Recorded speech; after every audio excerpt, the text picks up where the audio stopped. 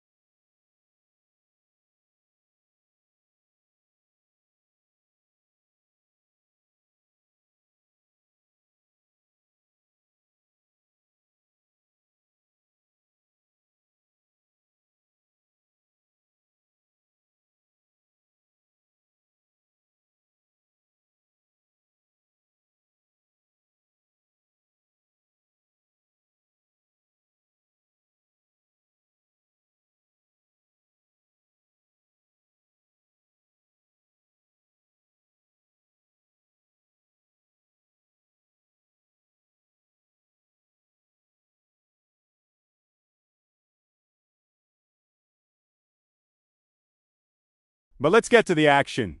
The hunt.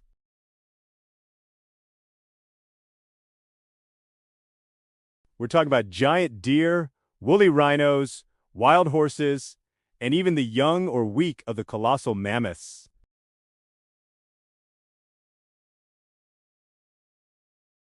Their skeletons show they were built for explosive bursts of speed. Powerful hind legs could launch them at their target, and massive forelimbs, armed with retractable claws, would latch on with bone-crushing force. Their bite was, of course, their finishing move. A well-placed bite to the neck or throat would quickly suffocate even the largest of prey. It was a brutal, efficient killing machine, perfectly honed by millions of years of evolution. Hunting these mega herbivores wasn't a solo job. Like modern lions, it's highly likely cave lions hunted cooperatively. Working together, a group could isolate a weaker individual from a herd, creating confusion and panic. They could surround their target, cutting off escape routes and coordinating their attack to bring down animals many times their own size. This level of cooperation speaks to their intelligence and complex social dynamics.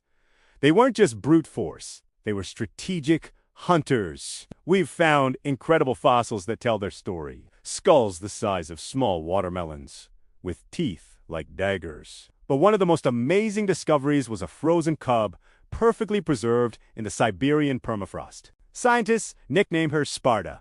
She was only a month or two old when she died. Her fur, whiskers, and even her internal organs still intact after more than 28,000 years. This tiny, frozen kitten gives us a tangible, emotional connection to these long-extinct giants. It reminds us they weren't just monsters of legend. They were living, breathing animals that cared for their young. So what happened to the cave lion? Why did this seemingly invincible predator disappear?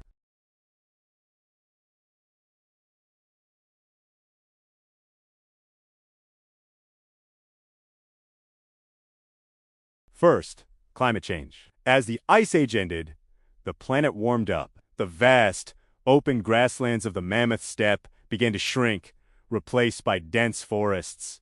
This dramatically changed the landscape and the types of animals that could live there. Second, their food source vanished. The giant herbivores the cave lions depended on, like the woolly rhino and giant deer, couldn't adapt to the changing environment and went extinct. With their primary prey gone, the lions began to starve. It's the classic cascade effect in an ecosystem.